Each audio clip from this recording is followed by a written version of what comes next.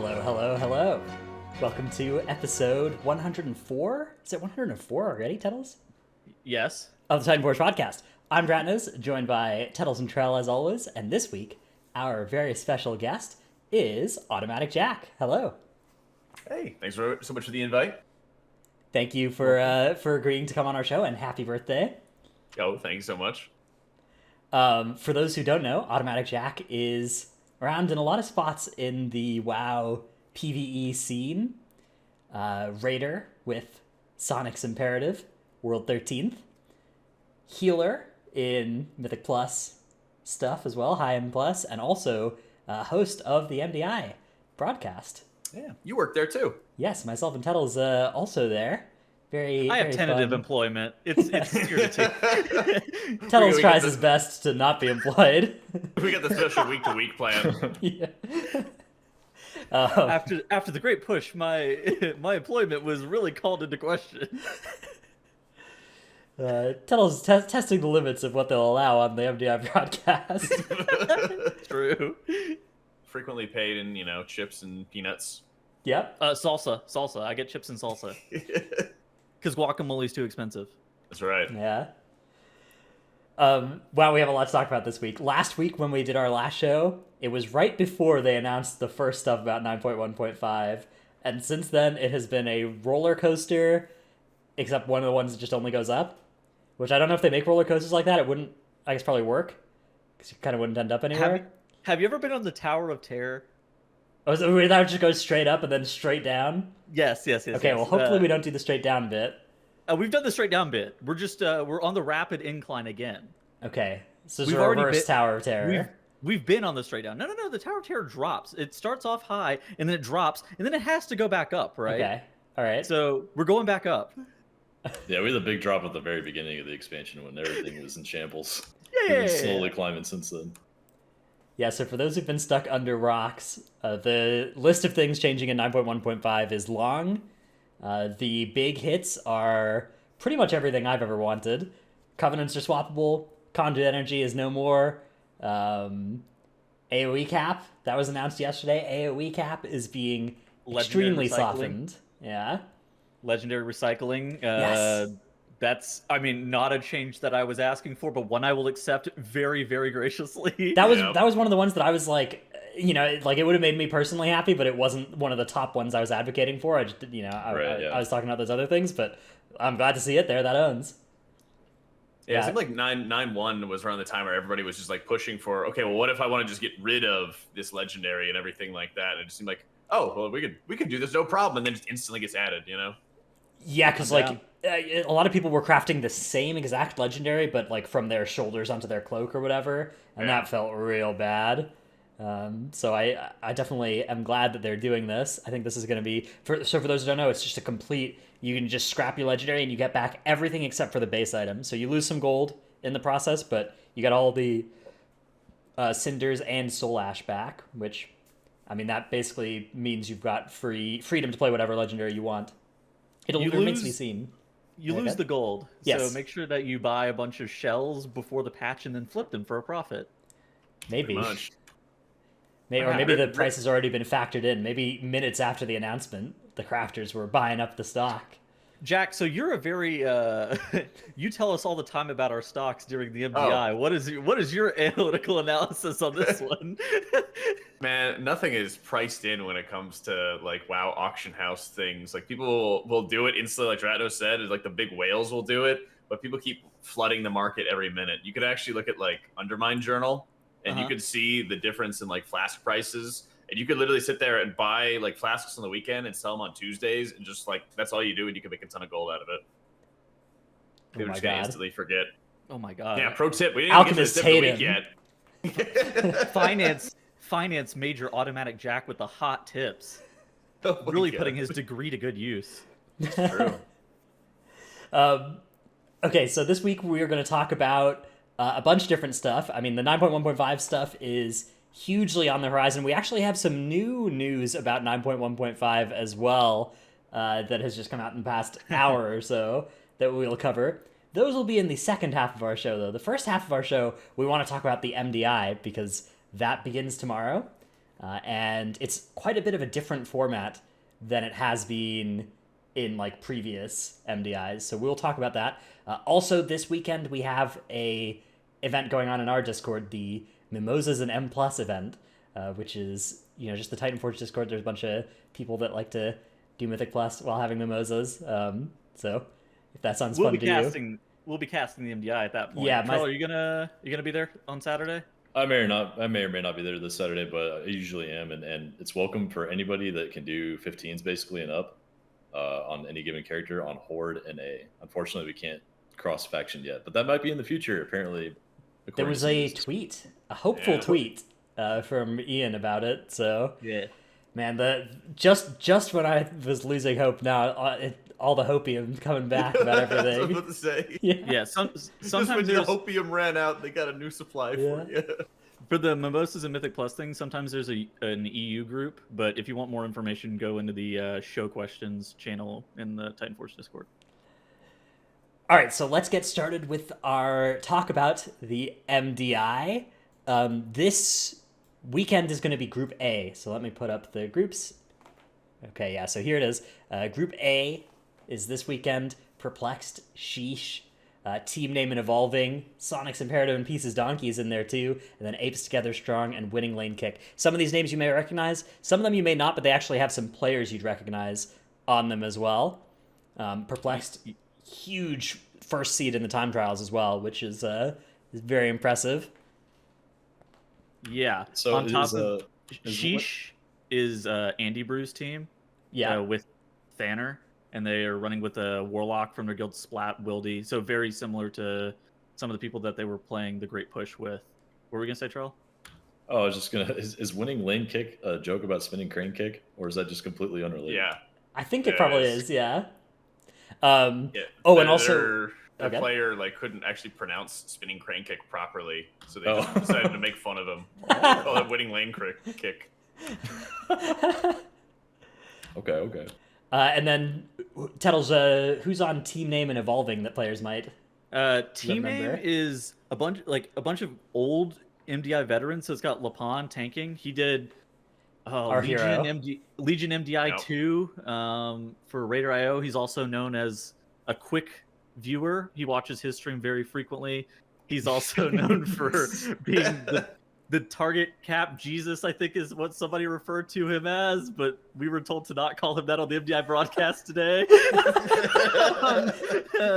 And they have that was the most awkward question that you had to ask our boss. Like, can I call him that? And they're like, no. Can I call him target cap Jesus? No, you cannot call him that. They also have Igloo and Karisu and Mikkel, who have all done MDI on various teams in BFA, and they had all pretty good success. So I suspect that team name is going to be very competitive with Sheesh.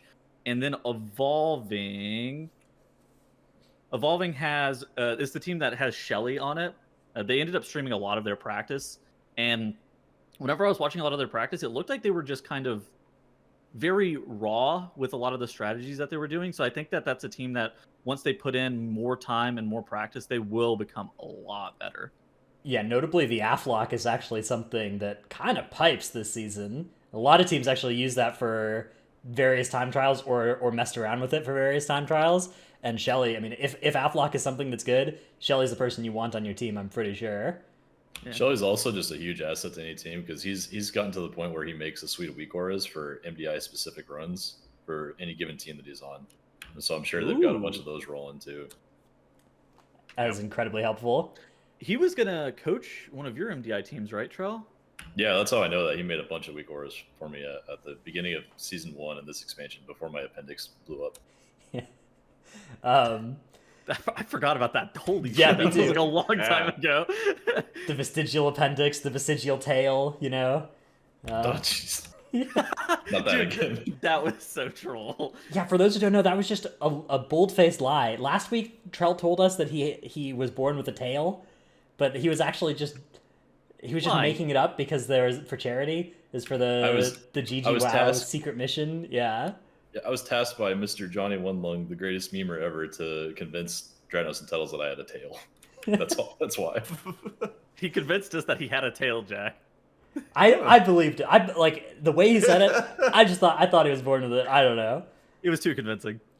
So the top 2 teams in each group are going to advance out of their weekends, which means Perplexed a very heavy favorite to be one of those. But I think that competition between Sheesh, Team Name, and Evolving is already slated to be very high. And then you have Sonic's Imperative and Pieces Donkeys in the 5th and 6th spots in that group, who are both, 2 of the top guilds in the world, right? Are those teams, which is also, I mean, like if one of them can put together a run, they could be competitive for that spot as well.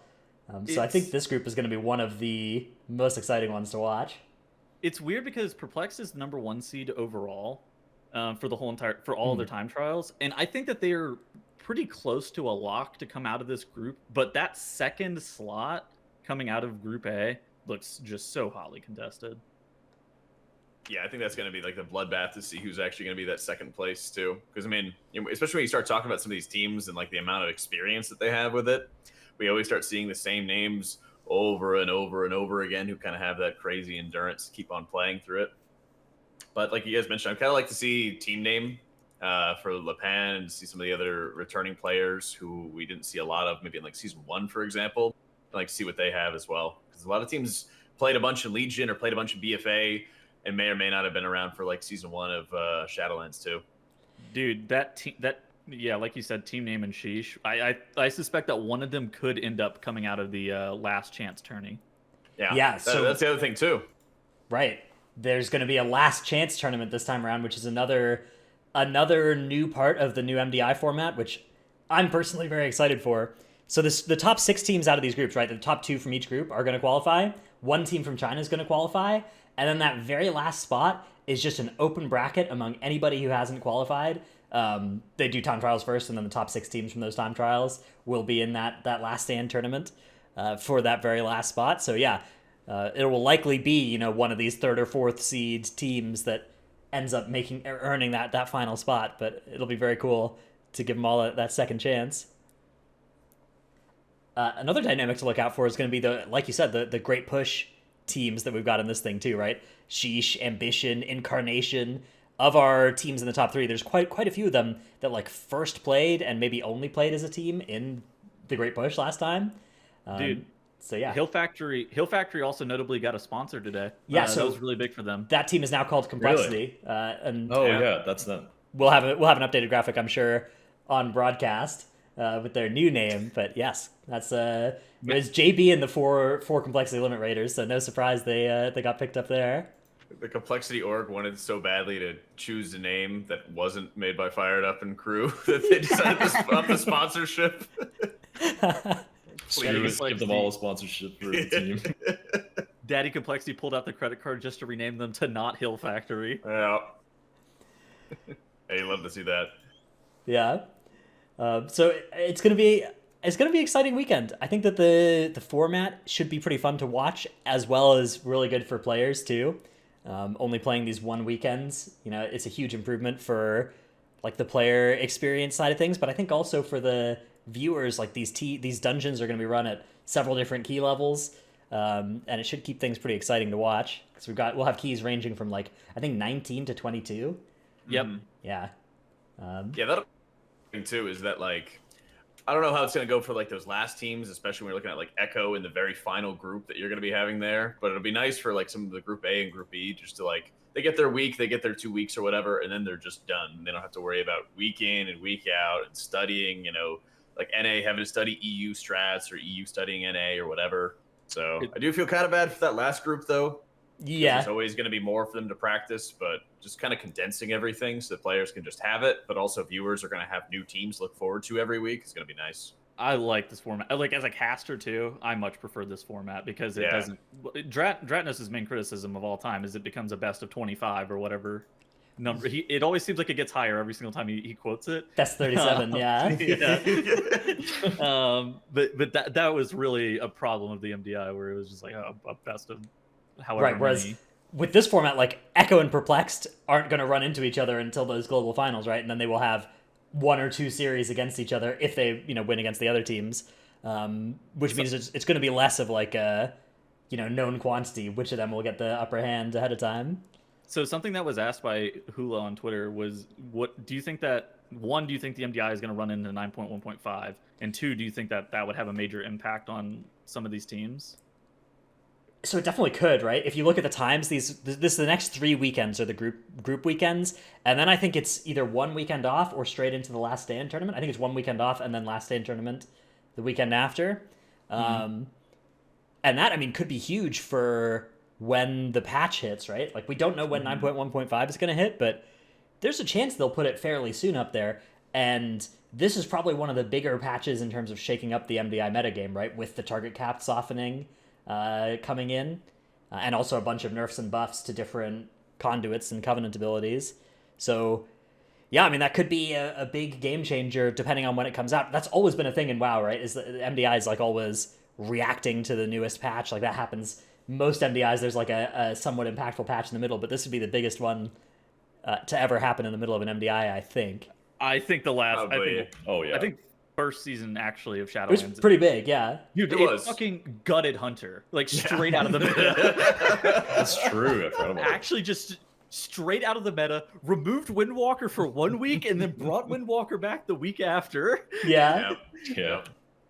Yeah. But I Oh, mean, no. gotta keep in mind that not only are we gonna have like those class changes, and we have like the format change, but we also have changes for the specs that you can bring. So you can actually class stack, but not spec stack. Right, Yeah. so the comp that I've heard you call it is the fire and ice. Yeah. Right? Yeah.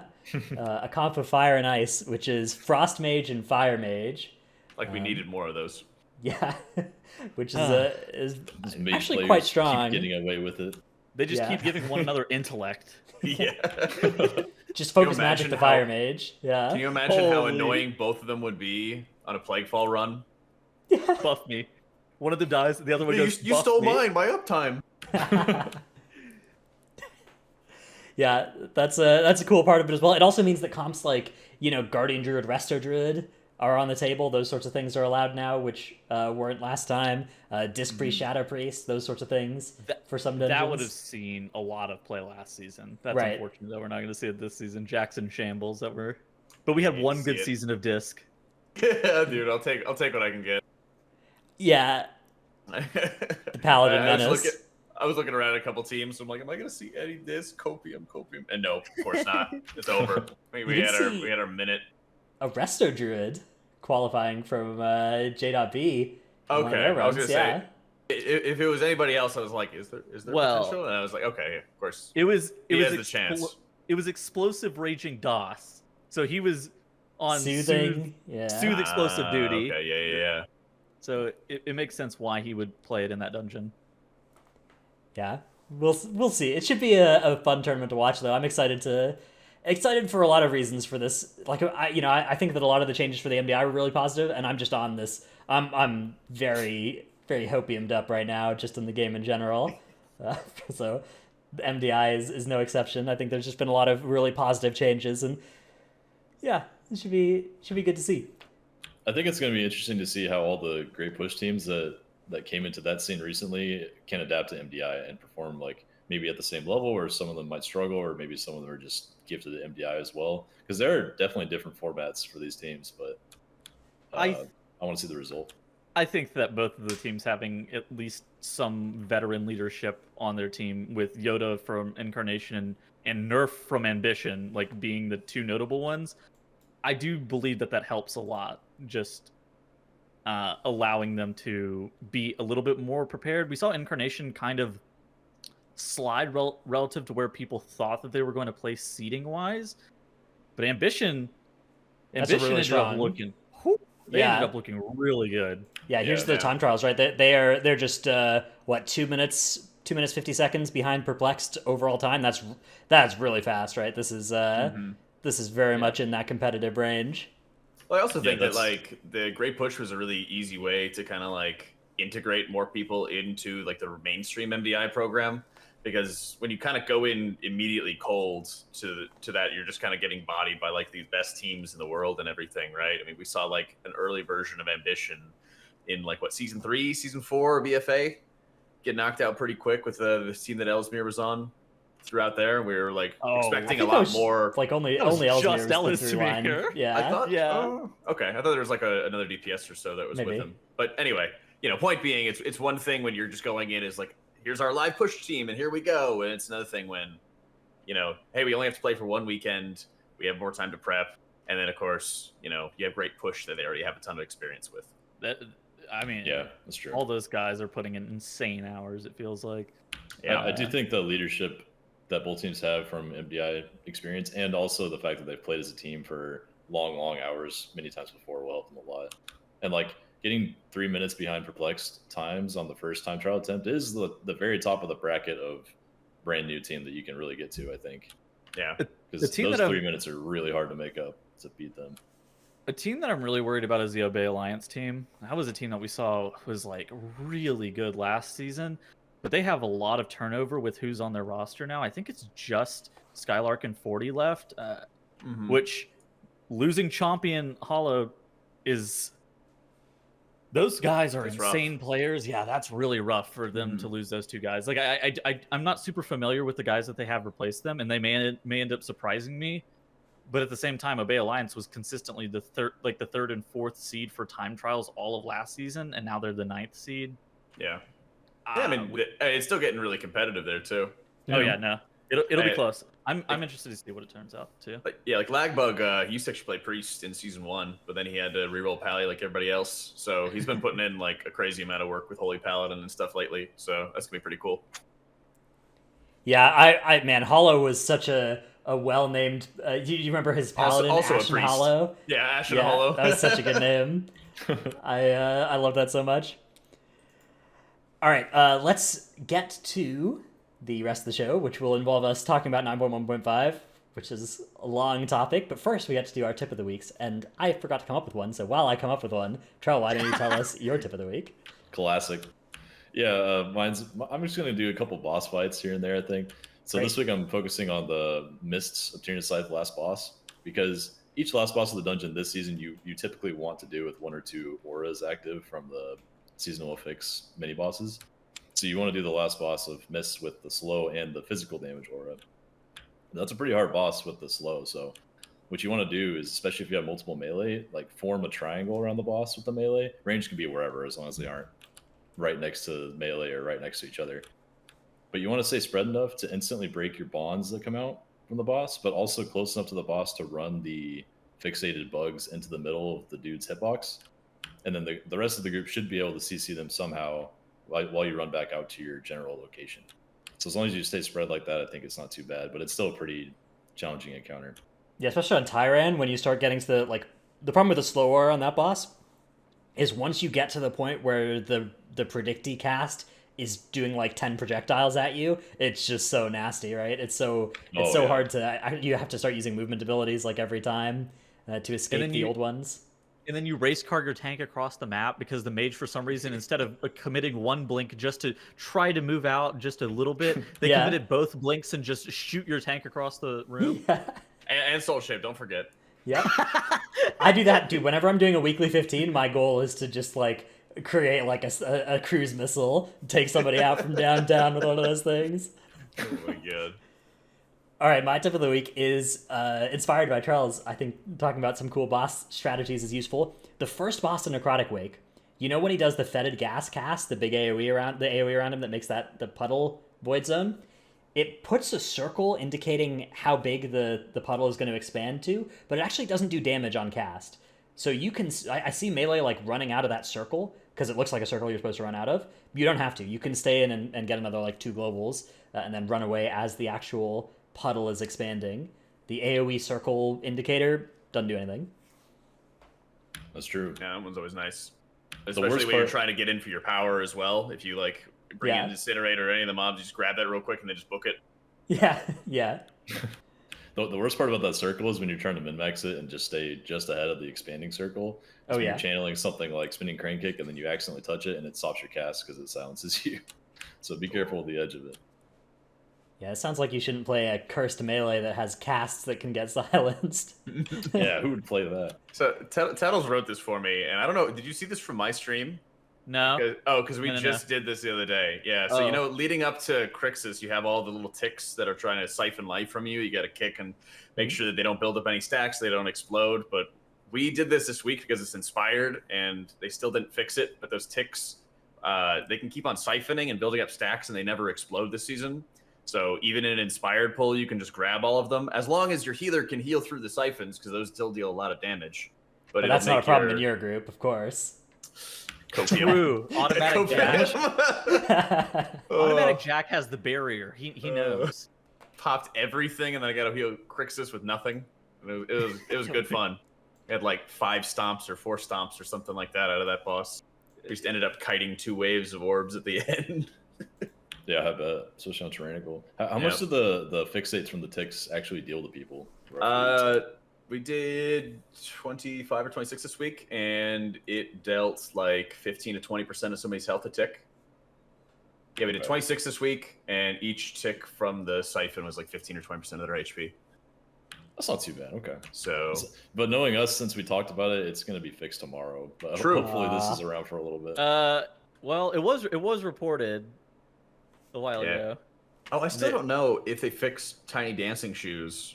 As of earlier this week, they weren't. They said that in our meeting today. Okay. Oh, okay. I don't remember. Well, they probably fixed the part where hunters could get the dodge with it, but I don't think they fixed healers being able to not use it. Yeah. Okay. Yeah. Maybe that's so. I don't know. This is a change they made from PTR, where healers in PTR were like grabbing a DPS power. Like if Incinerator was like the first one in like Halls of Atonement or something, they'd go grab the Incinerator, go to Shadow Spec, get that power, and then they'd leave the instance and then come back in as a healer once again to heal the rest of the dungeon. They'd have some damage power, but they changed it in PTR to make it so that if you did that and you're in the wrong spec for the power you have, it would turn into like a chicken icon. It'd be like, oh, you're in the wrong spec. But for some reason, Tiny Dancing Shoes counted as just a DPS only power for Sagadon. Even though it shows up for healers also. Yeah. Yeah. Oh, so you'd pick it, and then it just chicken pops up, and it says, "Oh, like there's no power for you. You're in the wrong spec. Sorry." Yeah, the other bug with Tiny Dancing Shoes was the hunters could use it to solo bosses with their pet inherited their dodge, but it didn't take away any stacks. So that you would have the Tiny Dancing Shoes, your pet would inherit the 100% dodge and could just, tank a boss and take no damage from it. So as long as you didn't end up having to dodge any attacks yourself, and lose stacks of the Tiny Dancing Shoes, you could just solo bosses with it, which that is OP. Yeah, there was a video of like a 15 tyrannical general call being soloed over like 15 minutes by a hunter doing that, which is cool, but of course something that not useful. Yeah. How did he kill the other bosses? I think that with a group, right? I think it's one of the cases where it's like, oh, you want to show that this is possible, right? You get some friends to help you get to the boss, and then you get them to leave the instance. I'm not sure That's some shit that Evade would make us do. Yeah. Like, you gonna do a dungeon and not finish it and leave? What, like clear trash so that you can practice parkour over different places? Yeah. Jack, when you take that power for your healer, does it work the way in Sing with Depths where I think it works, where every time you get in combat with scribes, you just dodge their first few hits on you? Yeah, so like it would just be like 2 queued up attacks or something like that, or it should be. I mean, I wouldn't know. It's never worked for me. Right, it doesn't work for healers yet. Yeah. Hypothetically, so of course. I stopped taking it. I'll take your word for it. That seems pretty strong though. Once it works. Yeah, I took it for Spiteful just to test it, and actually it's kind of nice to not be hit by the first 2 Spitefuls of each combat. It is competing with the Stone Ward though, which is real nice too. So it'd be nice for like Dis to be able to have it, because not all the time, but a lot of time I've been taking the pedestal. Hubris that like gives you 12% haste, but it burns you. So a lot of times it's just burning off your shields all the time. So there's other times where I'd like to be able to have something that I could dodge some spells or something coming at me, but I haven't like trial errored it and see if it would work on like Demean and Venoblade, for example, or something like that. I don't think it would, but I don't think so either. Yeah. Find something I can actually dodge. Yeah, probably good for. I guess you never get that power before the Thrashes in Halls of Atonement anyway, but it would be good there. It would be good on General Call. What would it work for like an AoE swing from like Zav? That's not Fizz. I don't think that's Fizz. Yeah, I don't think it's dodgeable. It's like anything you could evasion. Well, it says. I thought it said spells as well. Oh, I thought it was just attacks. You see, but yeah. Pretty sure. The more I think about this power is super OP. It is. Well, it's cool, but it can be Melee Stone or Lord range for DPS. attacks against you. yeah, so not So spells. I guess not spells. It's anything you can dodge, which generally not spells. Okay. Varuth charge. Yeah, effective as that. Shit! You could do the sever. You could even taunt the sever. Yeah, that'd be good. So cool. You could taunt a lot of tank busters, I bet, actually, with that. Mm-hmm. I don't know. Can you- Stoneward is still cracked. Stoneward is so good, yeah. Yeah. Can you dodge the God, what is it? The chains that Barilla shoots at you, Trell? Their boss SD? The iron no, spikes? Can't dodge those. Iron spikes. Okay. Well, even Unfortunate. then, that would be like individual damage ticks, and you would just die. Yeah. Oh, I thought it'd be like you take half and then somebody else takes half or something like that. Yeah, Maybe. you dodge the first two and the third one will one-shot you. Those things hit for a lot. But it's so hard. Yeah, exactly. That does mean that there would be a lot of upside if you could find a way to cheese some of them. True. This is big though. I'm gonna make my DPS take the shoes power when it works. Actually, that doesn't work for DPS. My healer, and then have them taunt the bleed from the chamber sentinel every time and save Well, lives. The DPS can take it. They just lose Stoneward.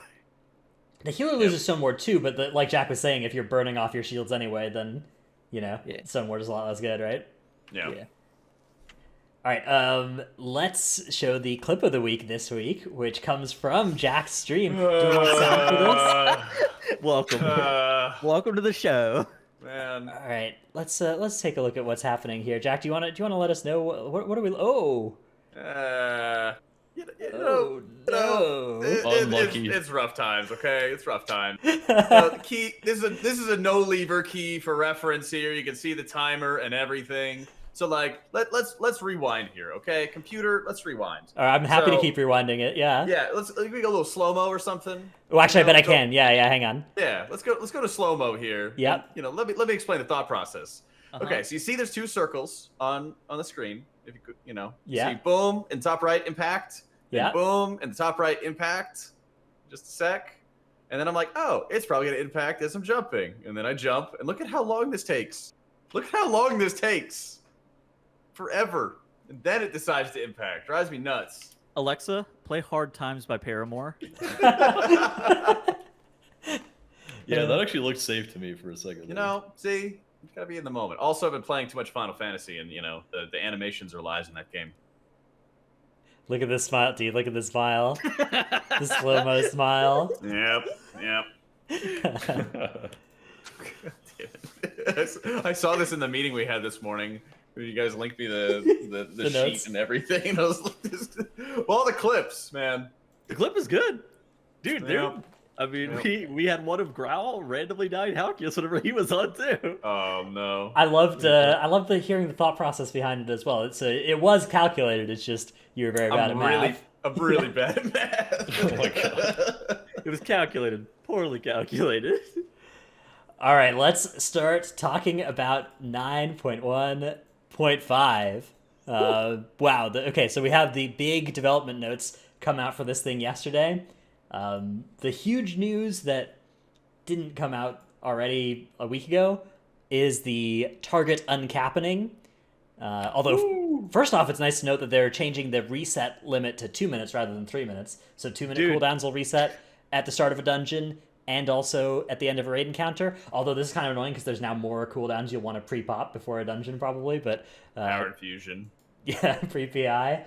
Oh my man! Hey Jack. Hey, you want to give me PI up before? Yeah, I already see the Boom Kids popping all their stuff as well. No. Yeah, PI the Yeah. the pre-frenzy Yeah. so that you can get a bigger ramp at the start. Oh, Man, man. please. Teto's gonna be like busting my door down to do keys with me now. 40 stacks pre-ramp. Hey, my stacks. I can't move. stacks. I'm not moving. Dude, you're gonna die if you can't move. I can't. I'm ramping. Rip me. Oh, Rip see- me. Not during my cast. I'm stunned. That's the clip we should have found today, okay? Because just the other day I was playing with a mage, right? And he decides to not kick the drain fluids, and I almost get killed in necrotic wake. And I'm like, Yeah. why didn't you kick? And he's like, oh, I didn't want to proc my legendary. Holy Oh shit. god, man. That's Oh, that what that owns. clip was. Yeah, you wrote why I was wa- so upset about that? I did. Well, no. I was looking through clips on your channel and I saw it. I was like, "What the hell is this clip?" But now I understand. Yeah. That's grief. Mm-hmm. That's what healers experience, man. But yeah, that's a great change, regardless of whether or not you're gonna PI people pre-dungeon or not. Like having to wait for rogue CDs or whatever because they popped them right before combat was going to expire, and then just having to sit there and wait a minute and 15 seconds before you're able to do your next pull, like that's annoying. It's primarily quality for raiding, not for M+. Yeah. Does not apply to Ankh or Ritual of Doom. Good. I think they should make this apply to Ankh, man. I don't know. Ankh, it's just weird to me that like you could randomly not have Ankh for a run of M+ versus having it for a run, or like randomly not have it for a boss versus having it for a boss. I don't know. Like I do not think it would be that unfair if having a Shaman Ankh as like a reliable part of a strategy would be there. Like I think if you look at Shaman representation historically, it's not been that high. And sometimes you do just use Ankh as part of your strategy, and you summon people to the end time to reset their Ankh Thank cooldown. you. Yeah, It's yeah. like, man. Yeah. I'm kind of opposed, but what were you gonna say, Jack? I was actually literally just thinking the exact same thing as Dranos was saying. I'm like, well, people did build Yeah. strats around it. It's not going to be like an always consistent thing, right? But we even saw like actually, God, BFA had some weird stuff going on. We had Ankh totems for tanks in BOD for Bwansamdi Rastakhan tank swaps or lack thereof. They're like, oh yeah, instead of tank swapping, just die and take an Ankh totem. It'll be easier. We had that on Argus too. Yeah. Just APT that shit. Yeah. Yep. I think those are like I think that also just like if you looked at Shaman's Ankh compared to say Paladin's Bubble, Yeah. like I don't think it's that ridiculous that Shamans could Ankh once per fight when Paladins can bubble like 3 times per fight. Well, yeah, that's a good point too. If you were going to do something like Guardian, the first ones, and you have like the immunity soaks or something like that, they would actually be a viable class to mix in. It'd be definitely worse. Yeah. But it's still, yeah. There are a lot of things that pierce immunities that you could just like Ankh, right? It is a little bit different in that regard. Yeah, there are some spots where it'd be better, but there are a lot where where it'd be worse. I don't think it's enough to justify it being like this archaic 30-minute cooldown. Okay, sure. Yeah, well, I'm that sold. said, I'm you sold. also they're also able to pick and choose. They're able to cherry pick certain things that will reset for Mythic Plus or reset for raids, right? So like, why don't they just make Shaman Ankh reset for M Plus at the very least? At the very least, it should do that, because when you've got like 10 minutes on your Ankh, you're about to start here, you're just like, Yeah, we just like sit around and wait, like. Yeah. I agree with that. For Mythic Plus, 100% on board with Ankh resetting on dungeon start. For raid, it's like if there's a particularly degenerate thing that it's doing in raid, just make whatever kills you turn off your Ankh as well, right? Like they should be able to do that, right? Just make something mega kill you, or like leave a debuff on you or something. I don't know. Like they have debuffs that persist through death, right? I don't know. Yeah, probably. They could just make anything that pierces immunities do that. Just skip your Ankh and make you so you actually die. Yes, they do have things that persist through death. Like, do you remember the Nazoth like insanity mechanic? Yeah. Like if you onked that, you would just come back at like 0 sanity or whatever. All right, so here is the big cheese, El Queso Grande, the big Gouda. Do not call it Big Gouda. That's what it is. The AOE cap has been harshly softened, not removed, but extremely softened. So the specific mechanics of this is that the abilities on this list, which is not every single AOE capped ability, nor should it be, is being changed to reduced extra damage beyond the 5th target. We don't know specifically how much reduced damage this is, whether this is a flat amount, whether we're going to see something like square root scaling. It is worth noting that basically every ability in the game already has reduced damage past 20 targets, as that's just like core functionality in the game for almost all abilities. But this is, so my guess is that this will be something like 50% reduced damage beyond the 5th target for most of these abilities. And the solution means these abilities and their relative classes will have a very strong niche against packs 4 to 6, and as always, tuning will change as a result of this shift over the next few weeks based on your feedback from the BTR. So I would interpret this line as like, very much don't assume this is a final list. Don't assume that if your spec wasn't mentioned, that it's not getting something. And also don't assume that just because they're uncapping your spec, it doesn't mean they're not going to like tune some numbers down or change where some of your damage is going to come from to keep the balance here. But overall, they basically uncapped almost everything. Some notable exceptions include Blade Flurry, Windwalker AoE, but basically everything else is that was capped is being uncapped in this. Trick shots is on there too. Yep. That like not being uncapped. It's funny. Windwalker Monk is like by far the top AoE damage spec. Yeah. And it will still remain by far the top AoE damage spec, regardless of whether or not it's. Yeah, Spinning Crane Kick still hits 5 targets, but it hits them so hard. Think of the Mistweavers, guys. Okay, I'm not even, think of the Mistweavers. You need to uncap it for Mistweaver. I'm not even mad about it. It's just, it's interesting that this is the direction that they take about uncapping AoE. Right? Is that they give you this square root scaling past. Well, we don't know it'll be square root scaling. That is the square root scaling is already implemented in the game for past 5 targets. Some DK and Demon Hunter abilities work that way. That may not be the formula that they end up using. Okay, Priest too. That may not be the formula that they end up using for it, but I would be very shocked if they didn't. Well, the last time they messed around with capping though was like in a different direction was Twilight Devastation, which was flat. Twilight Devastation was full to 5, half to 5, and then gone after 10. That is true. Yeah, Boot of the Ascended has some weird thing for Priest. It's like I think it's the only ability for Priest that does it as well, based on like the stacks and how many you're hitting there. Yeah. It's just so strange to me because the cap specs, like Marksmanship Hunter and Windwalker Monk, were just the best AoE specs in the game. And at the same time, they were both capped pretty hard at 5, by the way. And it's just one of those things that what they are doing, yes, it makes the specs and classes feel better, but I think that they should just go all the way and fully uncap everything. There's no need to do this. I mean, if you do fully uncap everything, though, you have to, like, what would you do about Windwalker, right? Like, well, that's a nerf Spinning Crane. What'd you do about Windwalker last expansion, man? I mean, I feel like you have to nerf. I feel like if you don't uncap them, you have to nerf Spinning Crane Kick by like 30%, and if you do uncap them, you have to nerf it by 90%. And I actually don't know which I'd rather have happen to me if I was a Windwalker. I think I would probably be delighted by having as little change about my spec as possible with the way Windwalker is right now. True. I would take an AoE nerf if it meant hitting more targets and also a single target increase, personally. It's also worth noting that specs like Fury, for instance, are still going to be hitting their 5 targets with the like Whirlwind debuff, and how that interacts with things. So that sort of identity is going to stay for them. Although they will have, as of right now, if Whirlwind's hitting everything and generating rage off everything, it creates a very exciting AoE rotation of Whirlwind Rampage, Whirlwind Rampage, Whirlwind Rampage.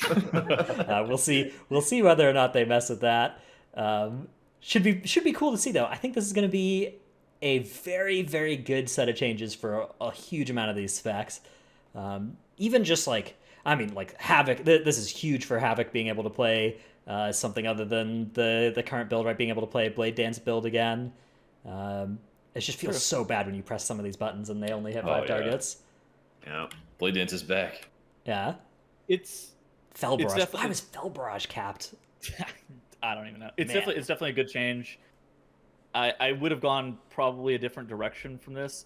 And interestingly enough, I don't think that this is actually going to change any of the dungeons. Like, it's not going to change anything about how you're doing these dungeons, because a lot of the times the limits on what you're able to do in the dungeons is based on like the trash mobs themselves, not based on what's target capped and what isn't.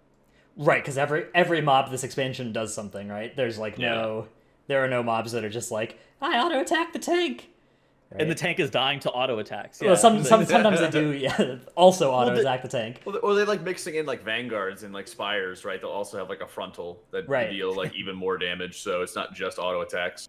Yeah, every mob basically every mob has like something deadly they do that needs to be played around. So like adding a huge amount of things is a huge risk, but you did that in some spots in some dungeons, right? And the problem was that for these specs, that risk just didn't come with a reward before, but now it will again. So yeah, I mean, where was that presence? Ardenweald and where else? I mean, there are a lot of spots though where you'd look at like pulling 7 or 8 mobs or 10 mobs, and that is something that any 2 pulls, any 2 packs that you can pull together, right? Yeah. Any groundskeeper pull. Yeah. Yeah. Yeah, oh god, dude, so, when groundskeepers get pulled and you're just like, I'm doing less effective damage to the important targets here. Exactly. Like, man. Yeah. I've been playing with a really, really capped group. We have very little uncapped AoE, and I actually have to pull groundskeepers whenever most of the target mobs die in the pull, so that we don't waste any of our damage on the groundskeepers, because they'll just funnel into the groundskeepers if they're the closest targets. Yeah, and then the charge just never dies. Yeah, exactly. And that and Ardenweald is going to feel a lot better for my group for sure. There's a couple pulls in some dungeons that are like Sanguine Depths. Even some of the single pulls have like 10 mobs. It'll just be better quality of life. Oh, Some of the imps and the acolyte pulls. Yeah. yeah, those, and like even the pack before the first boss, I think has like 10. There's also the first pull of the dungeon where you're doing like 3-pack. Yeah. But also like a lot of the affixes, especially bolstering, are going to feel so much easier with more uncapped AoE. Like when you think about the 20 slimes at the beginning of Plaguefall, there's no way you can actually DPS them evenly with almost any comp at the current moment, but True. this will allow more comps to be able to do that. Side note, bolstering and necrotic still god-awful affixes. Yeah. True. But they're on fortified weeks now, okay? It's fine. It's fortified bolstering.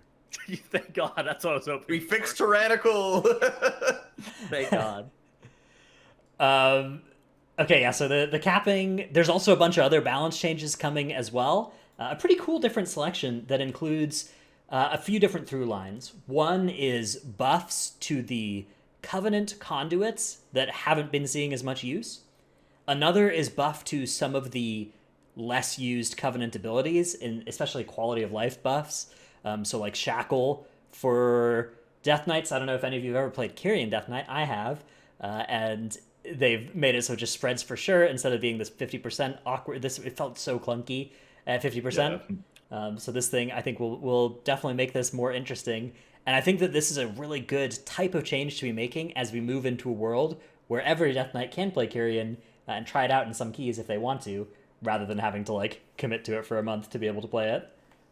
There's also like a genius way to get people to play Korthia more as well, if you think about it. Yeah. Like, how do you get all your conduits? Yeah, think about it, right? Yeah. If you're switching, and you've never played Kyrian before, and you go to Kyrian, how are you going to get your conduit? You have to go either have fun killing Sire and Athreus all over again and hope you get it from there, or you got to go grind Korthia. It's genius, man. Well, so you know what? I actually got a 213 Covenant conduit from the assault and the maw. Yeah. Oh, okay. So That's good. It'll drop at 200 just from like the Korthia weekly or the Tormentor's reward.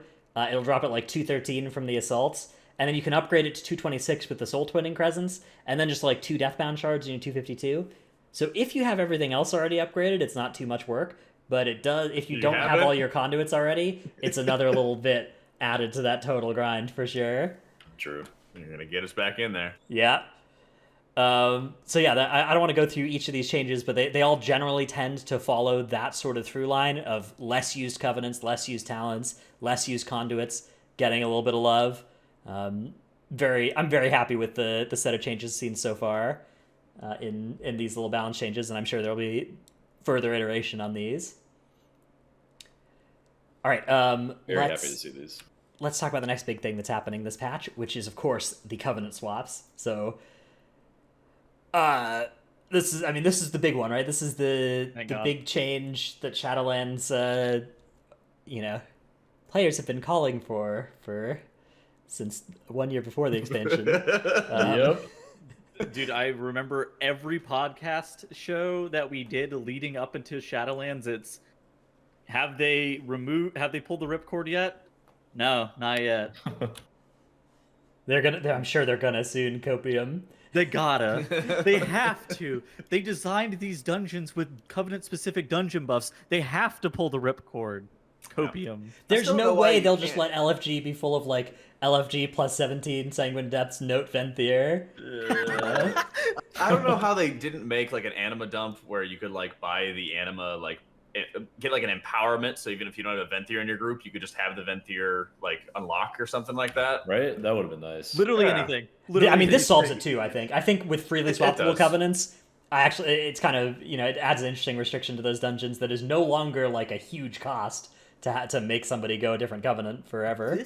This is better because this is a lot cooler, because now you'll have shit like okay, my rogue can actually swap between Necrolord and Venthyr for dungeons that he sees that it's appropriate, and so that you can get these buffs in these dungeons that you need to. What are other things that could swap pretty freely? Resto Shaman. Brewmaster Monk, Brewmaster right? Shaman. Yeah, Fury and Necro. Prot Warrior and Brewmaster Monk could just basically swap freely as well. Yeah, I mean, your tank, you can likely shunt the responsibility onto your tank or healer a lot of the time. That's what I'm thinking. That's what it's going to be most of the time. I'm not trying to volunteer myself to switch off of Kyrian. Yeah. But it probably will happen. Boon of the Ascended is not that great in Mythic Plus. What? It's not that great in Mythic Plus relative to how good it is in Raid, but if you showed up to Raid without Boon of the Ascended, you would not be able to heal. Dude, what are you talking about, dude? Ascended That's Nova's all my AoE. damage. It's That's so all good. my damage. No. 40% of my damage. I'm in going to any given gaslight you dungeon. here. Yeah. Power Infusion is all of your damage. Oh my god. Low No, it's not. Venthyr Have you Dungeon. seen the group that I run with, man? I give power infusion to a Windwalker monk, okay? It's like 0 of my damage. That's one additional spinning crane kick, bro. You don't get it. You don't get it. Oh no. Okay, so yeah, maybe it is way more important than. Yeah, that's pretty good. Conduit energy has also been removed, and conduits will be freely swappable without any restrictions. Thank God. I'm just a little worried. You know, conduit energy was a cornerstone system that the expansion was being built on, and I'm worried that with this Jenga piece being pulled out from Shadowlands, that everything is just going to collapse. You know, it was too important to the game experience. Crucial. Yeah. Has Blizzard gone too far? I'm honestly extremely surprised that it got removed. Like, Me you know too. how long, like the amount of energy and like, you know, pun intended, the amount of energy people put into like getting this removed was like the exact same for the Azerite rerolls, and they just kept the Azerite rerolls the entire time. I don't know like what changed, but it was like the exact same situation. Quick. Dude, what a dog shit system like Covenant energy was, or Conduit energy. Like, who decided that this was supposed to be in the game? Why are you like this? Yeah. Yeah, that one was wild. I can't believe how long they were aware of it and just decided to keep it, and then finally decided not to. Well, a The lot of covenant times, swapping thing like kind of makes sense. I get the RP element of it and like choosing your character in the RPG, you know, but like conduit energy, come on. yeah. Well, that was the thing that I would think of is like a lot of times community will like see something the very first time it appears, you know, and they'll give a take, and it'll be like, you know, shaky or weak or whatever, and then they start playing with it, and they're like, okay, well, like there's some nuance to it. You can change things around, but when you see something like Conduit Energy or the Azerite rerolls, you're like, but it doesn't do anything for us. It just makes life harder. They're like, exactly. Oh, glad they changed it. Other cool change here that is actually even better than was initially announced is the Shadowlands and Korthia Covenant campaigns will be skippable for your alts, assuming you have completed that campaign like on a main. And you'll get your soulbinds without having to do the campaign. So you give up on some anima, or some renown, and I guess some anima and some 187 set pieces. But you can skip all of those campaign steps that you've already completed on another character. Goodness gracious, this is fantastic news. I was not looking forward to doing more Korthia campaigns. Ever. And also, I Ever, definitely was not looking forward to doing more Kyrian campaigns. Yeah. I was on like my 4th or 5th Venthyr from when I got my monk ready, and I just stopped. I just couldn't do it anymore. Yeah, I just like, I'm not doing this. I'd rather just play something else. I don't know. Like, I was excited about this spec, but you just look at the grind unfolding in front of you. And to be fair, it's still quite a long grind, but it's more of the fun stuff and less of the quests you've already done, which are not a fun part for me. Dude, this is a big fan service patch. I mean, just in general, there are a lot of things that they made about this patch that just were intentionally to appease the problems that the players were complaining about, which I think they're all very valid complaints. It's not like we put the problems there. They put the problems there. They were told about them all along. It wasn't even a community problem. It was just like, all right, this is very identifiable from a mile away.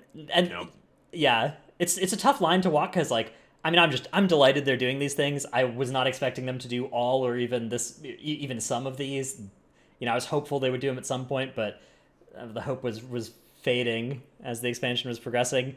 But either way, like, I mean, yeah, a lot of people make the point that, you know, they cause these problems, and so shouldn't get any credit for fixing them and stuff. But I don't know. I mean, it's inevitable that when you are designing a game and you're trying to keep it fresh, you're gonna do some dumb stuff. And they should have fixed it sooner. They should have responded to the feedback sooner. Like, all of that would have been better. But this is still so much better than not doing anything. Like, this is Sure. the WoW that we have as a result of these changes versus what we knew a week ago is just miles better as a video game. I don't want to be a downer here, but the amount of communication that typically comes out of developers for the game is, I would argue, largely unacceptable. Like, this is the first time that we've actually gotten a decent amount of communication, but even then, we still didn't even get everything communication-wise, right? Like, they gave us some stuff about the Legion time walking, but they didn't give us like the whole picture. They didn't even tell us about this seasonal fix that they're planning on adding the Legion time walking. Let's talk about that. So, but it's more of my point is that they did a good job of communicating this, but why didn't they just communicate everything? Why don't they do that? Well, I think with stuff like new things that are being added to PTR, I don't know. I think sometimes it's just like, oh, we're gonna this is thought of or developed fairly late. Maybe after the notes have been written and it's like being iterated on PTR. Like, pretty often the affix that we first see on PTR is pretty different from the affix they eventually release. But they just let Wowhead data mine it. Yeah. For them. I don't know. I mean, keep in mind that all we have right now are just ability names, and like all we had as we were looking at like new affixes every season were just like ability names of like, hey, this might be what it is, Sure. I don't think that all the ability names that we data mined for Tormented actually stuck, if I remember correctly. It was just like, yeah, well, here's some stuff, and like same thing with boss fights. I mean, hell, look at like Sylvanas. There was the data mine that it was going to be 45%, but as anybody who's done a lot of PTR testing can say, there's all kinds of stuff that gets data mined that doesn't make it to live. So, True. Yeah, I get that point. Like, the benefit of the doubt, I would say, is like if you look at the like patch notes that they just released, they're like, hey, we're going to iterate on this. It's not available right away on PTR. So like, maybe Copium, they're going to be having a little post. It's like, well, here's our introduction to Legion M+, but we'll see. And if they had, I just wish that they got their developers and Ian and like all these people, The game. and yeah, they just like streamed like twice a month, and they were just like talking about the state of the game and the direction that they were trying to go. It doesn't even have to be something super serious. I just wish there was more. Sure, I think we're always going to be looking for more. I think the biggest thing to me is like, I guess. when are we going to get to the point where the things that will need the most iteration and then need the most like testing will actually be able to be like posted early enough for us to test it, because like Shards of Domination is the most recent example, and there's many of them, but it seems like we get to a point where they post something kind of late on PTR and people are rushing to try to figure it out, but then you're missing a lot of the context behind it. Like, we get Shards of Domination and the raid testing's done. It's over. So like, we didn't even know how to acquire them. I thought I was going to Korthia to get them or something like that for a while. Yes, right? I did too. Like, it wasn't on the loot tables. We didn't know what the activator pieces were or anything like that. And it's just like, oh, here it is. Like, my raid group, we literally grabbed the gems from the vendor, stuck them in some gear, and then went down into the maw right outside Venari's house, and then put a turnip down to hit it just to see how it would work. Here's all the things that were added to Shards of Domination after it was live that should have been added on PTR with testing. One, they were almost nerfed in half for a week, and then brought back up because it would have been ridiculous to nerf them that week. Two, you used to be able to delete your shards when you put something in your domination piece, and that eventually. Three, scaling. Yeah, the scaling per level, that was new as well. Yeah, that's true.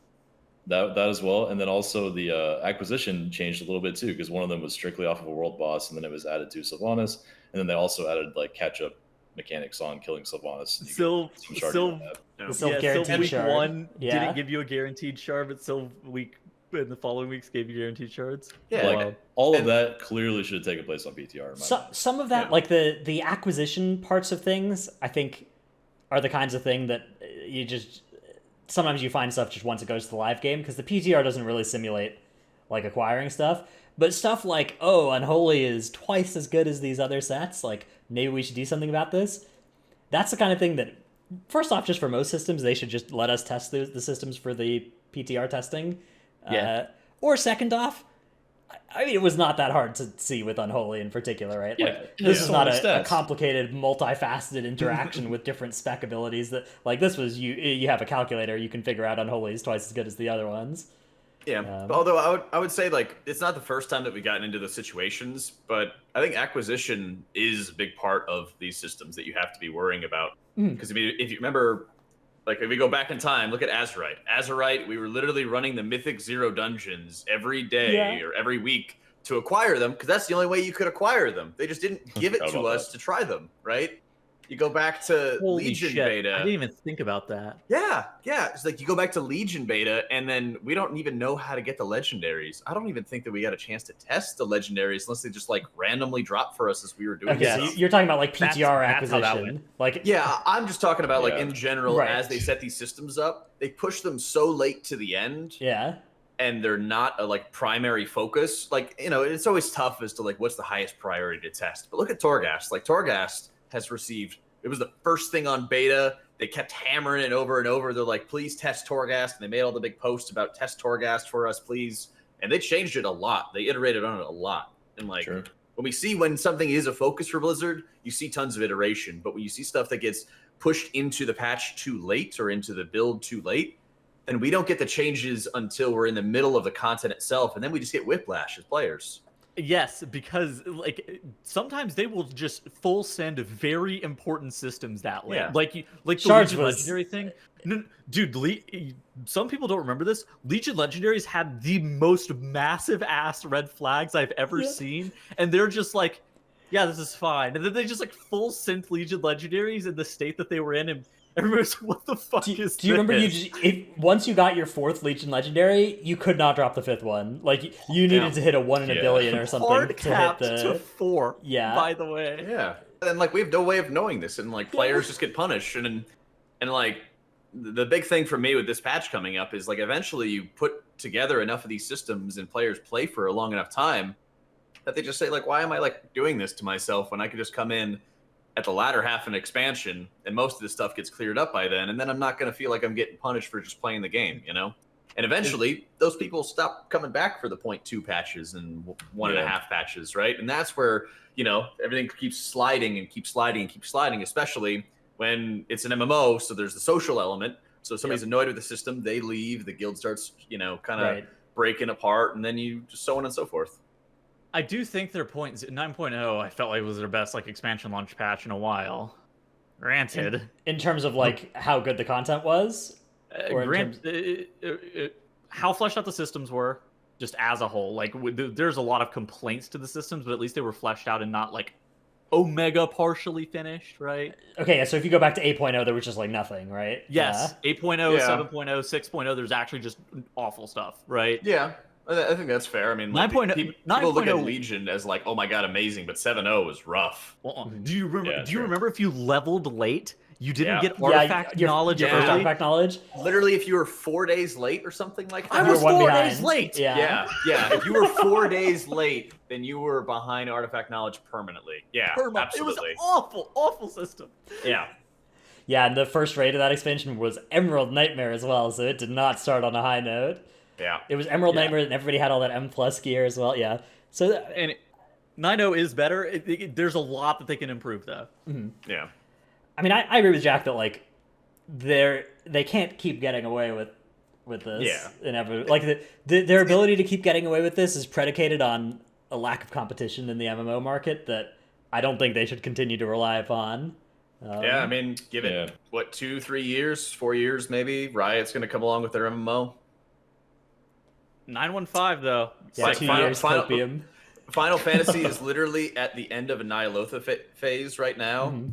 There's no beta for people to play on or anything. So if any like longtime players come to play on Final Fantasy servers, they're still in the same content they've been in for like 8-9 months or something like that. And the servers are having a queue every time that I log in. I gotta wait like 5 minutes. It's only like 5 minutes, but I gotta wait 5 minutes every single time to play the game because it's on a queue at the end of an expansion. That's wild. That is wild. Good for that game. I mean, Yeah. I should buy more servers. I don't know. That seems like a problem, not a good thing. well, that is Yeah. a problem, but it's a good thing that they're getting more players. Right? yeah. I think it's just bittersweet for all of us. So we've played multiple expansions at the very least at a high course. level, and we see this every time where at the 1.1.5 or 0.2 patch, everything starts to feel pretty good, and we're all trying to like keep a positive attitude about it. We want them to improve their systems, the way they implement new systems. But we're all a little bit jaded as well, and that's why some of us are like, "Oh, yay, we got all the stuff that we could have had from the beginning." But in the end, it is a lot of good changes. We just want them to do them a little quicker. Yeah, it's like that paragraph they released of like, initially our players experience Shadowlands through the lens of their Covenant selection and stuff, where they're trying to justify it. It's just like, no man, initially players experience Shadowlands unnecessarily much worse than it could have been if you done it, followed any of the stuff we wanted. And I think even just something as simple as saying like, hey, we get that people aren't satisfied, and saying that like 905 or something like that. They're like, hey, we get that, like, there's 5-6 months into the expansion. Hey, there's some really annoying things going on. This is a priority for us, and we'll have more updates to you as we have something more to talk about, I think like those kind of things would go a long way, because, we're never going to expect anything to be perfect for it. But my biggest beef at the moment is just how they prioritize what to put into the game and when to put it into the game to give it enough time that it can actually get feedback and improvements to get fixed. It's just so strange to me, because they get pushback every single time, and then they double down. Yeah, this is the thing. And then they get pushback again, and then they're like, you know what? Never mind, we were wrong. And then they do it. Instead, like, they shouldn't double down in the beta cycle. They should just like listen, please. The account-wide essences were the same thing, right? Where it's just like double down, double down, double down. Okay, we cave, right? It is hard because they think that they know what's best for the game long term, but sometimes you have to. It's very difficult to manage fantasy versus like practicality for gameplay perspective, right? And I think that that's something that they've always struggled with. Is the players are always going to err on the side of, I want this to be way more accessible, I want this to be way more practical, I want this to be way more fun, where the game developers and game designers have to factor in meaningful choice and other... I think meaningful choice is just like the best way of describing it, because that's what they describe Covenants as. Sure. But I mean, even in order for them to get to the point where they agree, begrudgingly or not, with the player base, because they're saying, well, if we did agree it would be an improvement, then we'll do it, no problem, we're going to embrace the work, right? Yeah. But there's no way to convince them without getting into the game, getting in that experience, and honestly also probably having the devs play the game for themselves to see that sort of completed product, because we don't really have it completed enough. Like, we didn't even know how to swap covenants until like the very end of beta. Well, they kept changing it. They kept changing it. We're like, oh, I don't know how to switch. But this was like something that the second they told us about covenants, we're like freaking out. We're like, what do we do with this? And then we just don't know for most of the beta cycle, right? Yeah, I do think it comes down to communication too. Like they their priorities. They need to be better. Yeah, it's tough as well, because like, I don't know. Ideally, you want to be in a situation where the game is taking risks, right? And they're doing stuff, and you're like, oh, this is scary, right? And like the devs are like, no, trust us, this is gonna be sweet. And like sometimes that should miss, but like it's hard to imagine them announcing a new system in 10.0 that we have reservations about, and like being able to trust them that it's actually fine, right? Like I don't know like, how we can ever do that again. Azerite, Legion Legendaries, and now Covenants, 3 full expansions. Yeah. Well, it's kind of like with raid bosses. I like how they often take risks with raid bosses, where they're like, hey, here's A&R, and everyone's like, but at least they're taking that risk. I'd much rather have a fight where I'm just like, Terragru. Terragru's big pog. I like Terragru. I think Terragru's good. Terragru's like the best first boss fight we've had in a long time. Blackwater Behemoth, they navigated it well to be. I liked that they did Behemoth. Like, I like that they take those risks, but there's always that thing that for even the people who hate that boss fight or whichever boss fight the most, at least they took that risk, and then it's not forever because you move on to another raid after that. Right? It's also the second boss in a raid instance. Like, you can only get so mad. Right, okay, here we run it over. We're fine. Yeah, Stone Legion Generals. We will. This podcast will never be apologizing for Stone Legion Generals or offending in any way, though. So that I'm gonna die like 800 times. Yeah, that fight gets no points. Yeah, I'm with you. I'm with you guys. I think on most of this, it's like it is definitely like a. It's really exciting time. I see myself playing a lot more WoW as a result of this than if this hadn't happened. But, it's still just like, why? When do we get to the point where we don't sort of have this like lull phase and you know, kind of getting rejuvenated with knowing, hey, every patch is going to get better, you know. Yeah, but I'm hopeful. I'm all up on that hopium again. I am on that hopium shit too. Oh yeah. Speaking of cool stuff, like you were talking about, the data mining of the Legion Mythic Plus time walking affix, which again, if you've been under a rock since our last show, is a thing that will be coming in. So we will have 2 weeks of Legion M plus time walking, and then every like 3 months on the time walking cycle, we will have 1 week of it when Legion is the active time walking thing. Notably, it will drop gear that is Valor upgradable. It will count towards your Great Vault, but your Great Vault will not include Legion stuff. And there are some items from the dungeon. They've selected 6 dungeons, which include places like Court of Stars for that auto attack ring that I will be attempting to acquire. And there's a couple of trinkets from some of the other dungeons as well. There's Blackrock Hold, Vault of the Wardens, Eye of Ajara, Neltharian's Lair, one other one that I'm forgetting. You said Blackrock Hold. Yeah. There's no Archway or Maw. Is there Dark right? Heart Thicket? Yes. Okay, yeah. There's Dark no Heart Thicket. halls. There's no Halls of Valor. There's no Archway. I assume that's because those dungeons are 45 minutes plus. Maw of Souls. 16 I don't minutes. know why. No. Yeah, 15-minute dungeon. I don't I know. wish they would have put Maw in, even though it's so Yeah, short. me I too. love Maw. It's iconic Legion M plus dungeon for me. But anyways, it looks like from this data mining, it will have a seasonal well, not a seasonal affix, but I guess a time walking affix that'll just, anytime it's Legion time walking, this will be the level 10 plus affix. All of the below is speculation based on the information in the build, but it looks like there are going to be 3, at least they data mined 3, so maybe there are more Legion commanders, which are the Immortal Commander, the Beholder Commander, and the Spider Commander, which each summon different types of adds as part of their encounters somehow. So this is very little information here, and they all also have a Reign of Chaos ability, which appears to be a soak mechanic, like Goroth's. Same icon you can even see. Oh, cool, yeah. And you get an Infernal if it doesn't land on a player. So the Infernal affix. Oh. See it all ties together. Pretty cool. That should be fun. Yeah. I don't know. I think Legion M plus time walking is like, I kind of hope that there will be a IO push event type thing, like, then people push IO on that for the 2 weeks of that event, and Raider IO. yeah, I'm sure they're looking at it. I think that would be really cool. But I don't think that nice long term this is going to casting. be like a competitive thing, right? I think it'd just be a fun thing to be able to do. Like, I'd love it if we could get the casters together or something like that for MDI, and then go up against like some of the good teams. Maybe not Echo. Holy shit! I don't want to get my butt kicked by Echo, but you know, we go up against some other teams or something like that, and see how much we get stomped. I think that would be a blast. That'd be fun to watch. Dude, we can make Nagura play Aflock. We should all just restrict ourselves only to Legion abilities. Like if your class didn't have the ability in Legion, you're not allowed to press it. What if it gets changed though? Yeah, what no if the Covenant abilities. What if the ability is like massively changed though? Yeah, we'll have to call for a ruling on those. Yeah. Yeah. I wonder if you guys- time walking gear and stuff is going to work in these. I wonder if Legion legendaries will work in these. I hope so. Legion legendaries are disabled, so I suspect the answer is probably not. Do you remember in beta that they made it so that like if you left the world, if you left Shadowlands, then your ability would turn off? Yeah. I'm so glad the community jumped on them about that, because I really want to grab like 50 million crabs and just pop Boon of the Ascended on them. I'm ready. Dude, so Spear how do you Bastion. guys Yeah. feel about the loot being able to be upgradable to 246? I love it. I am staunchly opposed. I think that it's so bad. There's not any like Turbo Bis items. Like That's They it's can, not- they can always like nerf the item too.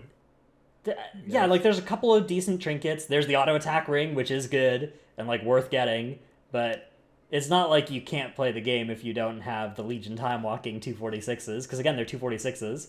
Yeah. You know, they're never going to be there are 259s and 252s available from Raid. Yeah, Yeah, it's like like that saying it's like saying you can't play the game without your Ox from DOS or your Hakar trinket from DOS. Yeah, you can play the game without it, but Yeah. Well, I think it's all about like how they tune it and everything. Because if they could make it like a pre whatever 8-2 raid this or something like that, I think that'd be really fun, because it'd give you an additional reason to like farm it. Like that amalgam spine trinket, it's like a mana trinket for healers. I'd love to be able to be pushed to say, I really want to get this trinket while it's available, right? And then I can go into the raid. But I hope that I'm not running it after I've already cleared Mythic, you know? Right. Well, Mythic 8-2 or whatever, right?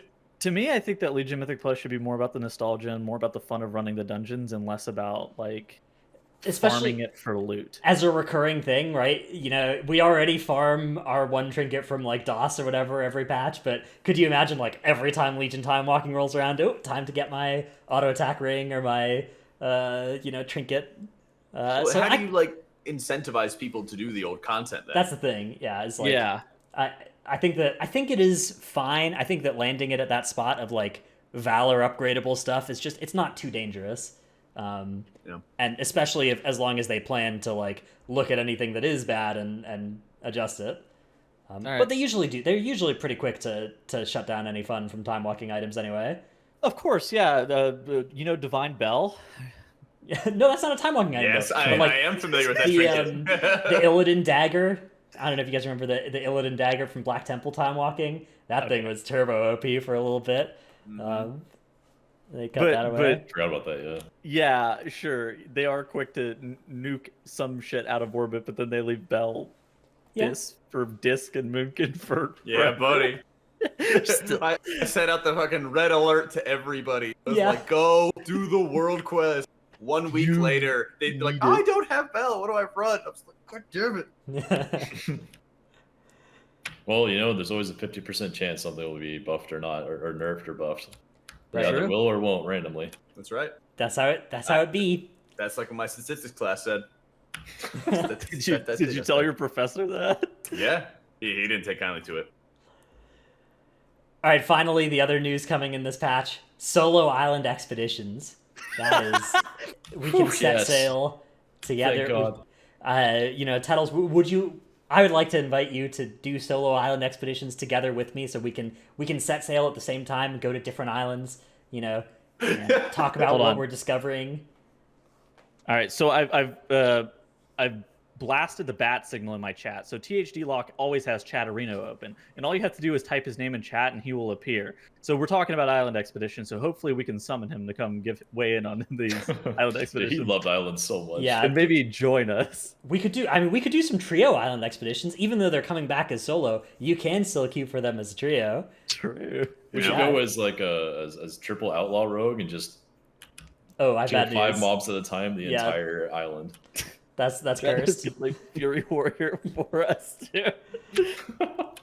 Other news: legendaries are recyclable. So we talked about this a little bit, but you can just scrap your legendary, get back all the soul ash and the soul cinders, and this. That tweet chain that's also associated with that has to be one of the funniest things I've ever read. The Nagura one. Nagura, yeah. Okay. I saw it and I was just dying laughing. Okay, here let's see. New MDI banners have been data mined in patch 9.1.5. M+ themed appearance and come in multiple colors. We literally knew about this, Kara. She said, "What? That's amazing." Oh, maybe I wasn't listening, lol. Dude, whenever I saw that, I just because we've known about the banners. Obviously, we won't they're not announced yet. They just got data mined, I guess, in the patch. Yeah. But her saying that, oh, this is amazing, and Cyrus is we knew about these. Yeah. That has to be one of the funniest things ever. Can't you imagine all the things we know about already and are not going to tell you guys and feigned ignorance when they announce it? Ooh. It's currently unknown how these MDI banners are going to be earned. Could these be rewards for MDI competitors?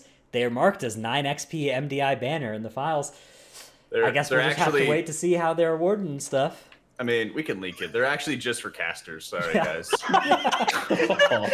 That's part of our pay. That's part of the season is part of our contract. Yeah. If you scroll down a little bit here, you'll see there's 4 different colors for the banners, right? So there's one for Dratnos, there's one for me, there's one for Nagura, and there's one for Zyronic, and there's none for Tettles. Right. You get one of these every time you can do a broadcast without dropping an F-bomb. Oh, rip Nagura's. Oh, yeah, okay, we'll take hers away, too.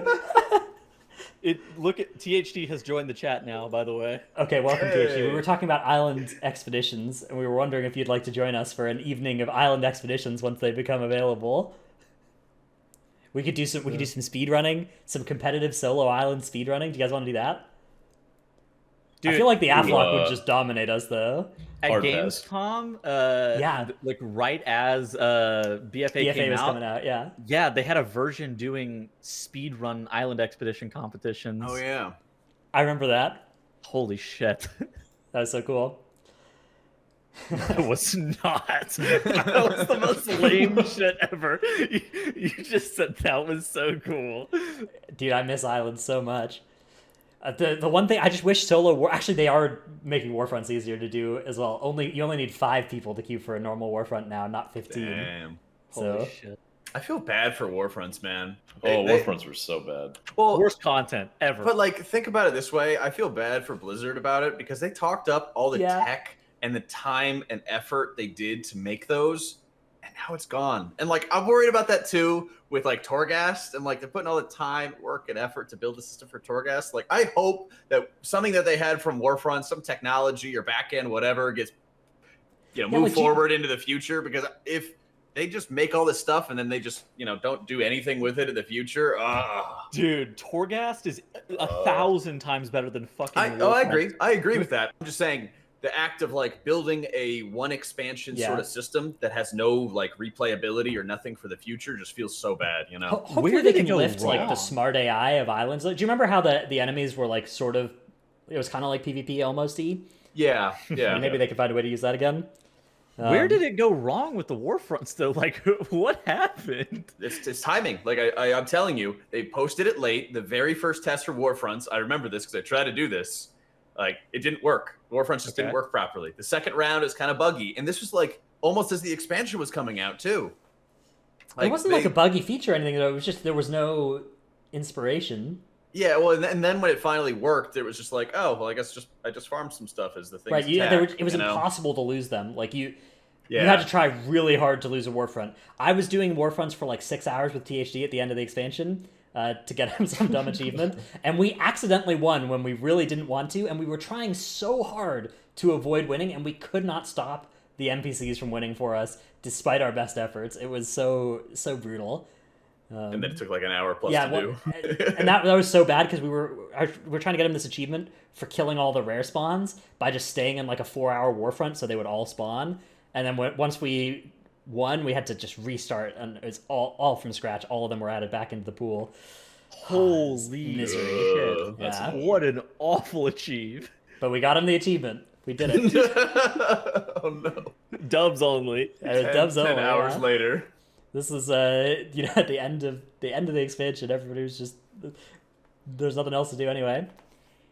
Speaking of nothing else to do, that is soon going to be the state of our show, but we do have some Q&A to get to. First, however, we get to thank our Patreon supporters, patreon.com/Titanforge.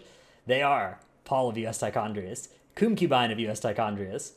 If the devs are handing out comeback candy, can we get Great Vault Can't Give Me Loot I'm Already Wearing Unless it's a second one-handed weapon next? I think that could be a good little update to the Great Vault. Yeah. Agreed. And Beyblades have 2 things in common. They both have Let It Rip. Oh, Blizzard and Beyblades have... Okay, I missed the Blizzard. Blizzard and Beyblades have 2 things in common. They both have Let It Rip.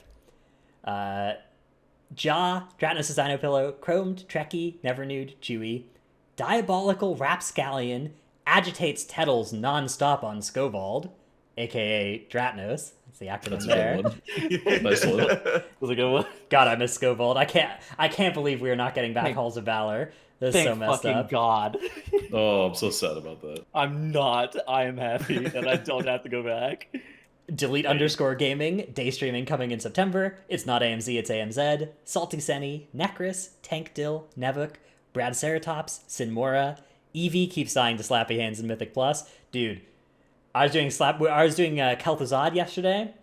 Got myself a nice little 2-handed sword, by the way, no big deal. And our DK is just doing slappy hands on the zombies are getting grifted. That was during Heroic, actually, where we were doing that, but it was fun. Is it true that Quick came in your chat after you got Jathus and told you to trade it to him? No, he told me I was never getting any items again. He was gonna make sure though. Going out on top. Yeah, it's okay. I don't need anything more. I've got that sword. My sword could eat your sword. My sword could beat up your sword. Yeah. Take This life to reminds me- protect. Good. Didn't you like loot the Biss sword from King's Rest day 1 of the patch in Nihilotha or something with like the Biss corruption Twilight as Dev. well? That Yeah, was so Twilight Dev cringe. 3 on a socketed Gatiku. What? From my God, first man. my paladins, which it was a big alt though. That was the thing. It was I never used that character, and also Tettles vendored that item for me while I was in the bathroom because I was at the race to world first. So he Yeah. griefed me. Okay, take life of the protector and frenzy regen off the GCD. No trick. I scheduled a Tettles flame. Die mat. Instead of walking to raid, I glide, die, and release to raid. Yeah, that's the way to do it. Although another thing in 9.1.5 is a teleporter to Desmorteron, which is where the raid is, from Venari's Oh, Refuge. wait, really? So, yeah. Oh, thank God. Oh my god. God. Yeah. And one to finish and hold. So great improvements to the Maw. Where was I? I actually managed to lead a team to AOTC. Oh, Nyx actually managed to lead a team to AOTC. Congratulations, Nyx. Once you go Brew, you always +2. Gallic, That's Drusif, right. Dratnos Routes Abyss, Pull My Ripcord, Oni-san, M-Sanity, Xena. We Are Praying Hanny will pump in 9.1. Rogue is now good enough for Prog, but still bad enough to be sat for SLG. Bless up. Red Color, youtube.com/workbringer. Walking Atlas has 2175 dungeon score, but is only 6 out of 10 heroic. Ahara vs Proudmore. KOZ's mythic team is trash cans and not trash cans. Snicker Shelby, Alphabet Soup, Druid Friends of Evolved Gaming, number 1 Simpsky for Trelsky, Lolari. Keys with Friends are great, even when Borch drinks too much and butt pulls. H. Miller, and Milk, and Narnar. Thanks all for the support. Milk. Dude, the Oni. It's 5 milks, Oni and it has an exclamation point at the end. That was so good. You were ridiculous. I read him like I see him. Our patrons are getting out of hand, man. They are. All right, Q&A time. Our first one comes from Paul in Discord, and this one I think is well suited for Automaticjak as a healer. Would it be a disaster if Overflowing were brought back for Legion M+? And with the data mined affix, do you think we will see Blizzard experiment more with affixes in the space, like a new version of Teaming, Skittish, or changes to Bolstering or Necrotic? Paul, you are the devil. No, please don't bring back Overflowing. An M+ sort of brawl to test out affixes, though, that'd be great. I'm down with that. Yeah, I think like screwing around with affixes somewhere could be cool. Like an M+ brawl, I think is a great idea for how to do that as well. Like, you know how they have that achievement, what a long, strange trip it's been for doing all the holiday achievements? Like, why don't they add some kind of special golden MDI banner for going through all the different, like, M+ brawls or Legion time walking M+ that they do, you know? That's how you incentivize people to Yeah, do it. You just- give them one of those banners. Yeah, just do that and then have the little pop-up for, like, feedback at the end of every dungeon run that we usually have from, like, beta or PTR or something, and then just be like, hey, like, just give us feedback so we can test M+ affixes that we might put in the game, like, a year or two down the road. At least we'll have info on how it works, you know? Dude, give it to people who That's a test great on the idea, PTR. You're so smart. Yeah. Oh, on live servers, man. No, I was thinking on the PTR too. I mean, just you want to make something that they can have for a long time while also getting feedback. It's like the $20 Amazon gift card they give you for filling out a 5-hour survey. You know? Yeah, that's great value. Actually, but this is much better value. I want that banner. I want the banner too. Next question comes from Bishop in Discord, who asks, "Hello, people. I have this question/thought, and I would like your feedback on it if possible. What if Blizzard made Tournament Realm with items capped at normal or heroic level difficulty? You could still have your BIS gear, but just at lower item level. For an average player, it could be more motivating/feasible content to watch and see what is possible in an average gear compared to maximum BIS that is unobtainable to most of the player base. Could be for the MDI or Great Push or a different event entirely." Okay, so I'll start. I think that you should, with an MMORPG, you should like basically avoid Tournament Realms as much as possible, Right, but including like, the ritual first. For MDI, though, would MDI be better if it was heroic instead of mythic gear that everybody had, is the question? No. I mean, that is Not really. effectively the same as just raising the key level as well. There's no there's no real difference between 13 item levels and like +1 level to the key, plus 1.5 levels to the key or whatever. Yeah. I think it'd make people feel bad, to be honest. That yes, the Like, competitors love like full BIS gear, right? Yeah, but like imagine if like you're somebody who's able to play WoW, and you love playing WoW like a couple hours a night or something like that, or maybe you can only play like 2 or 3 nights a week or something, and you like doing dungeons with your friends, and then you see somebody in this exact same gear doing insane crazy pulls. So all your pug groups nowadays are like, well, these guys did it in this tournament and everything. Let's go do it in our pug, and you're like, what? Right, Like, true. You wouldn't have the copium anymore, but they have much better gear than me. Yeah, Yeah, a little true. bit of that, but you're also just like, I don't know, for people who don't play as much, they're never gonna have that gear. Mhm. That's a tough one. That's a tough one for me because I really like the fully maxed out geared character feel a lot. Feels amazing. But then as soon as you go back to live realms, like we said, it's like, oh wait, my character sucks. That's Yeah, so you this wanna would aim change for it that. around, right? You'd go back to live and you'd be like, oh, I'm so much more powerful than I was on TR. Could be fun. Yeah, I don't know. I think TR should remain at highest possible geared, even though there is that caveat. But it is hard to say. It might be fun. All right, our next question comes from Equinox Monk, who asks, who's more annoying to heal, Karm or Chungies? Chungies. Chungus, yeah. Chungus is the new rogue we have in our group, and Karm's our hunter. Probably Karm. I gotta say, because I'll have an eye on his 2 amazing defensives and survival of the fittest and exil and everything. I'll just be like watching him. Amazing. I'll just be watching him use the CDs or even turtle, and I'm like, why'd you turtle that? He's like, oh, I knew you'd heal me through it. And I'm like, Dude, spamming my heart out.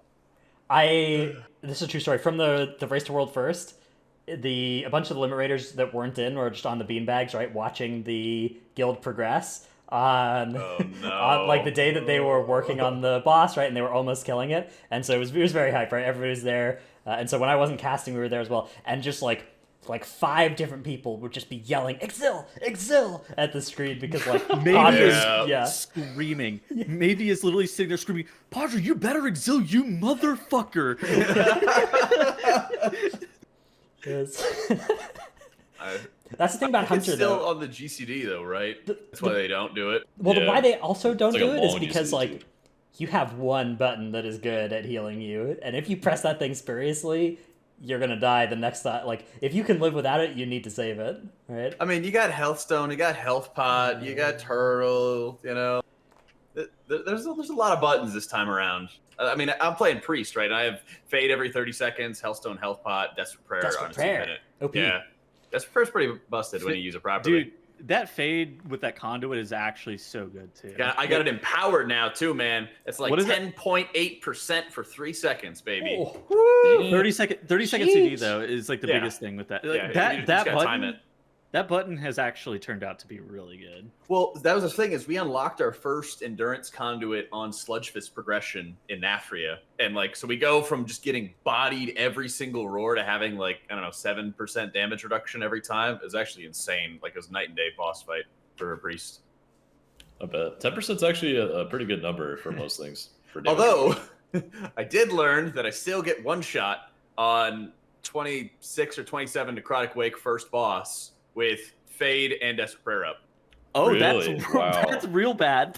Yeah. So what are you doing Wow. now? Rapture shielding yourself? Or- No, I was playing as Holy Priest, so I have Tuft and GS. okay. Oh. Yeah. And then you die? And then I die. Is that the kind of thing where, like, would you ever just, like, I don't know, go Necrolord once you're allowed to for that kind of thing and just, like, flesh it? Yeah, once I'm allowed to. I mean, I could put like more verse on my gear and avoidance, maybe. I don't know Maybe, if that yeah. would work or not. But Probably. yeah, that's where I switch my rings into avoidance or my neck into avoidance or something first. Because it wasn't that much. It was like really Yeah. close. Or I just play disc. Put big Rapture Shield up, yeah. Yeah, Yeah. So that's what I usually do on Venom Blade is you have like Rapture, you have like Fade and Desperate Prayer and everything. You just cycle through everything. Makes sense. All right, our next question comes from Dequa DK, who asks, curious for y'all to discuss which formerly capped classes are most likely to see a significant popularity gain in M+. My Havoc? position on this is it's too early to make big determinations because there's like a lot of other moving parts we don't know about, including how much uncapping is actually happening. But I think Havoc is a pretty safe bet from the list we saw. Arms I think maybe. Frost Mage. Arms, Frost Mage, Ooh, true. yeah, Frozen Orb being uncapped is humongous. yeah. Yeah. Frost is already good too. But that's the thing, right? Is that these changes aren't going to come in a vacuum, right? They said that they're going to be tweaking the specs around them and everything as well. So those changes could matter too. You know, As funny as it Subtlety. sounds, I don't think that anything is going to like rise or fall based on like the uncapping. I think that it's, if there is tuning, then that will affect things pretty heavily. But I don't see the uncapping being like a sole mover of spec placement. yeah. If literally just the changes they announced were implemented with I think like Havoc Frost would be the big stonks. Yeah, arms. Arms too, maybe. Yeah. Arms is gonna be scary. I already have a hard time keeping threat off my Arms Warrior on pull. Yeah, on and full. he's about to do even more AoE. I think. Well, he's spear bashing just too early. He has to wait. That's the thing, right? Kyrian is already the Kyrian damage is so good. I cannot wait to play that on my warrior. I'm kind of curious to see how Rogue's gonna do. To be honest, like Yeah. we started running with a Rogue recently, and like he's like still playing sub Rogue and everything. So not only being able to swap your Covenant around whenever you need to would be great, but also how well they'll have Black Powder, of course, for better AoE and like mass AoE when you have to. But also they can just be the equalizer, so everybody else can just spam mass AoE, and they can be the guy that's evening everything out for you.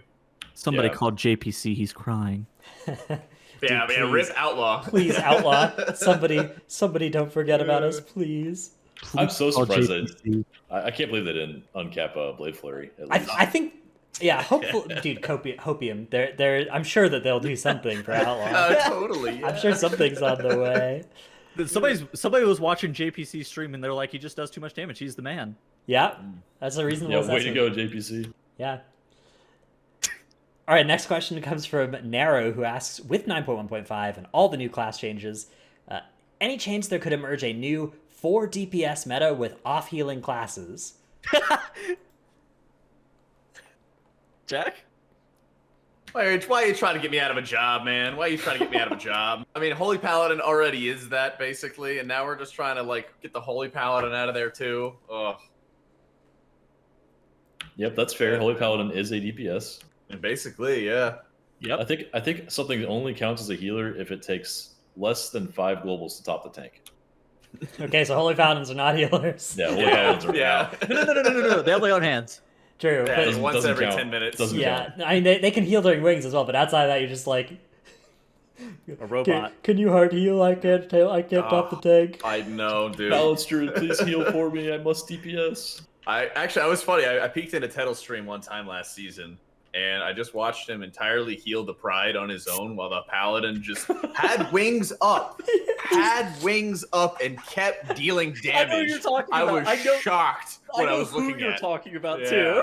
I was just like, I just couldn't believe it. Because, you know, if you've ever been a healer and you ever solo heal content, you see when it's your healing. You see it when somebody else is healing, right? And I'm literally just watching Tettles, just like the most somber look on his face as he's just topping off health pools and doing zero damage. I need to reiterate something. If Holy Paladins had nothing, it would still be too much. Moonkin speaking, everybody. Moonkin speaking right now. Moonkin speaking. Moonkin speaking, but if Holy Paladins had nothing, it would still be too much. Buff Mistweaver. Buff Mistweaver. Oh, yeah. And on that note, that will be the end of our show. Jack, where can people find you? Thanks so much for coming on our show this week. Yeah, thanks so much for having me. You can find me on Twitch, Discord, YouTube at Automaticjak, and Radar.io on Jack B. Caston. Yeah, thanks so much for having me on. Do you intend to continue streaming after our show is concluded here? Yeah, probably Great. will. All right. Yeah. Well, we can go even watch that. But that's the end of our show. Bye, everybody. Bye. Wait, do you guys still do the square? Oh, we can. We Yeah. can. Oh, shit. It's been a long time. Yeah, fuck. Oh my God, Trail first time. Oh my Legendary. god, we own.